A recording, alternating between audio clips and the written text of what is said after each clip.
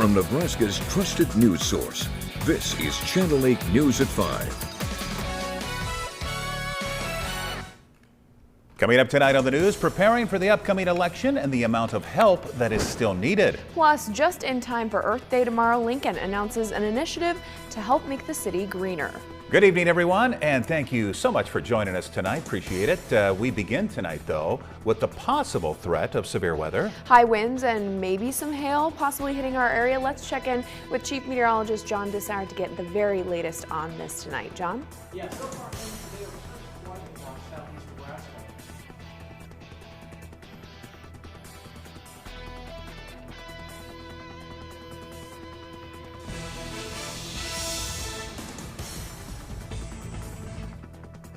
There we go. Hey, so far today things are pretty quiet across southeast Nebraska. We started with some sun. Actually, we started with some fog this morning. That turned into some sunshine, and then clouds started to move back in. And that's the case right now as we take a live look from here at the station, looking back to the northwest. We've got pretty much overcast skies and a little bit of a wind out of the east right now. You can see in the visible satellite imagery how these clouds are beginning to move in from the south. And we'd mentioned that last night that would happen. That's happening ahead of a warm front. That warm front is down still into portions of Kansas and down into Missouri. In fact, they got severe thunderstorm warnings on a couple of the thunderstorms in Missouri just north of the warm front.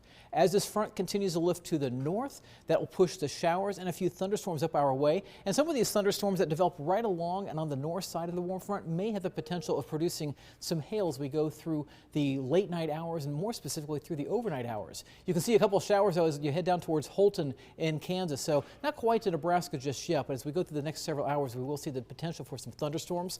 And there's also a slight risk of severe weather according to the Storm Prediction Center. Again, the main threat from any thunderstorms that happen late tonight would be some large hail, mainly down along the Kansas-Nebraska border. In the meantime, we're up to 71 degrees in Lincoln. That's the high temperature of the day. It's 76 in Hebron and 75 degrees in Hastings for the rest of this evening. 70 degrees by 6, 64 by 8, chance for some thunderstorms by 10 o'clock, and a better chance as we go through the overnight hours. We'll talk about that, and that's just the first of 2 rounds of severe weather coming into our area. We'll talk more about that, as well as some summer heat coming our way for tomorrow. It's coming up on my Storm Alert Team forecast. All right, thank you very much, John. Have you ever considered riding your bike to work or school to help avoid buying gas that just keeps getting more expensive? Right now, bikes are in high demand here in Lincoln, but if you're looking to buy one, you might want to do it quickly. Channel 8's Ariana Martinez joins us live from a bike trail with why now is the best time to buy. Ariana? Go. The weather is finally getting warmer and more people are hopping on their bikes to go around town. Now, bikes were hard to find during the pandemic because of supply chain issues, and bike stores in Lincoln may look full right now, but that's only because their shipments are finally coming in. If you're looking for a bike, right now is the best time to go get one, as you don't know how long it may be to receive another shipment. A lot of bike shops have been putting orders in and trying to get as much products as they can since the pandemic. Because of the rise, demand is high and supply hasn't always been able to supply that. So many of the bikes that shops have in their inventory currently are bikes that they've been planning on getting for quite some while. We're stocking for the season essentially. With rising gas prices, bike stores in our area are seeing an uptick in people purchasing bicycles. Absolutely. I think a lot of people start out maybe recreationally riding. They see how easy it is to get around town via bike. Of course, with gas prices the way they are right now, that's a great alternative transportation is riding your bike. And for a lot of people, it becomes the best part of their day. People bike year-round regardless of the weather, and Lincoln has nearly 140 miles of inner-city bike trails for people to commute on. Lincoln, year in and year out, is rated as one of the top 10 communities in the entire country, regardless of size, for commuting ability. And a lot of it's because of our bike trails. Bicyclists have rules they must abide by, just like motorists do. Always remember to wear clothing that will stand out, as you want to be visible to those on the road. Lights are required in the state of Nebraska. Every bicycle that's on the road needs to have a white front light and a red tail light. Just like riding a motorcycle or driving a car, there is always a risk of a crash. Bicyclists and motorists need to slow down around intersections and give each other about 3 feet of space when passing. Recently we had a truck bicycle accident. It was an evening crash. It was at a very odd intersection that had 6 streets, technically 3 streets crossing, so you had 6 streets you had to tend to look at. If you'll take a little more time and slow down at those, yield if you're uncertain. But yeah, Lincoln is a very safe town to commute in. Now, bikers of all ages, make sure you put on a helmet, and it better be one that fits properly to keep you safe before you get on your bike and head out. Now, Rod and Megan, I'm going to go explore part of the 140-mile bike trails that we have here in Lincoln, and I'll see you back at the station. Reporting live in Lincoln, Ariana Martinez, Channel 8 News. There she goes. Did you notice at the beginning, she was doing a live shot while riding a bike? That's like walking and chewing gum. Oh, kudos talent. to her. I definitely would have fallen off, so way to go, Ariana. Thank you for that live report tonight. In other news now, a new initiative announced today by the city is aimed at helping to reduce greenhouse gas emissions in Lincoln. The main goal of the plan is to become a more electric car-friendly city. The first phase of the city's climate action plan will create the infrastructure needed for those electric vehicles. Leaders across the county hope this plan will utilize renewable resources and move away from fossil fuels. There is no time like the present to act to protect what is most precious to us, our children, and our environmental legacy will be left with them. And like our children, zero-emission vehicles are the future. The mayor says the new initiative will also help create jobs in green manufacturing. The Climate Action Change Plan's goal is to reduce net greenhouse gas emissions 80% by 2050. Charles Herbster is making good on his threat to take legal action over groping allegations. In a virtual press conference, Herbster implied he's hired a law firm that President Trump uses. Charles Herbster again forcefully denied allegations of sexual assault involving 8 young women. He did so on camera for the first time. I can assure you that all of those allegations are totally false. I have never ever done any of the things that you're talking about. Last Thursday, he told KFAB he plans to sue over the accusations. Today, he elaborated a little.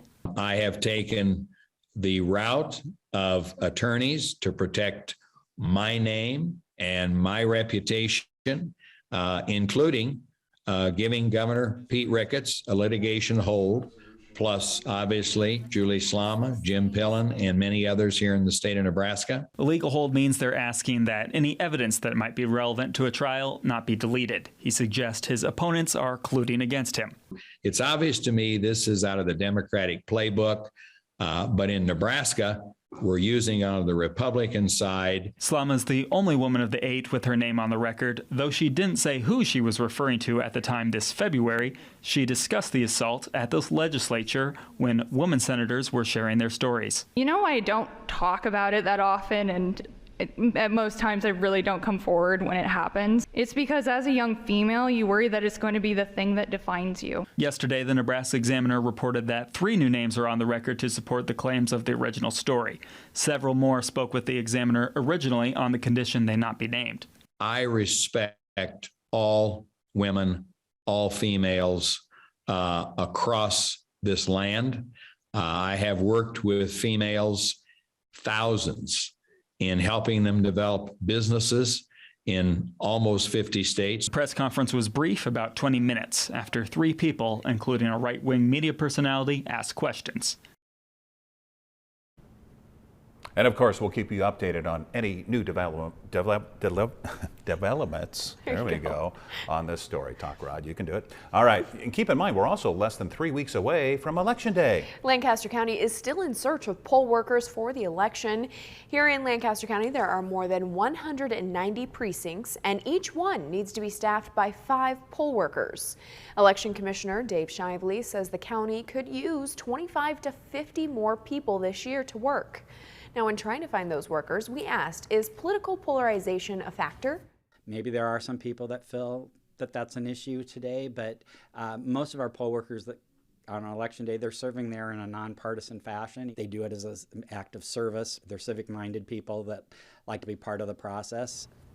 The county requires a balance of Democrats and Republicans working the polls each year and for every election. Applicants need to undergo training either in person or online before they can work at the polls. We'll have more on this story tonight at 6 o'clock. And in international news, more U.S. military aid will soon be in the hands of Ukrainian forces. President Biden announcing a second $800 million aid package. The shipment comes as Ukraine braces for a major Russian assault in the eastern Donbass region. ABC's Justin Finch with the latest now from Washington. Ukrainian troops holed up in the Azovstal steel plant in Ukraine's strategic port city of Mariupol, left hanging on by a thread after heavy Russian shelling. Mariupol's mayor says as many as 1,000 civilians are with soldiers in the plant, unable to safely evacuate by bus due to failed attempts at a ceasefire. The mayor insisting Ukraine will hold the city despite claims to the contrary from the Kremlin. Today, Russian President Vladimir Putin claims his troops are in control of Mariupol, ordering his forces to block access to the steel plant. It's questionable whether he does control Mariupol. There is no evidence yet that Mariupol is completely fallen. The president announced a new $800 million weapons package containing tactical drones and dozens of howitzers with more than 140,000 artillery rounds. This latest package follows $800 million in military aid approved just last week. Well, we have the capacity to do this for a long time. The question is, are we going to continue to maintain the support of the international community? To keep up weapons flow to Ukraine, the president says he's sending Congress a supplemental budget request. On top of this new military aid, the U.S. Treasury also now sending $500 million to fund Ukraine's government, including paying for salaries and for social assistance programs. Justin Finch, ABC News, Washington.